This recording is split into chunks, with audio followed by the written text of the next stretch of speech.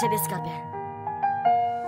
Tak bardzo chciałbym pokazać, ile dla mnie tu znaczysz, ile mógłbym ci dać, ile mógłbym ci przebaczyć. Wiem, że nie jest tak łatwo, światło nieraz się gasi, ale ja stoję przy tobie, ciągły smutek nie razi. Odrzucam wszystkie wady, chcę już być z tobą tylko, bo znaczysz dla mnie tutaj, skarbie, tyle co wszystko. To przyszło tak nagle i lepiej niech już dostanie. Chcę być z tobą na zawsze, na wieki wieków, amen. Każde nasze rozstanie, choć może trwać tylko chwilę, jest dla mnie jak wyrok. Ja bez ciebie tu ginę, to dla ciebie tu żyję, to ty dajesz mi szczęście, to dla ciebie to tworzę i jeszcze będę tworzyć więcej. Moje ręce chcą tulić tylko ciebie w tym życiu, choćbym miał kiedyś upaść, będę z tobą w ukryciu, choćbym musiał wyjechać, tylko ty w mojej głowie. Nawet jak będę w grobie, moje serce będzie w tobie i w żadnej chorobie.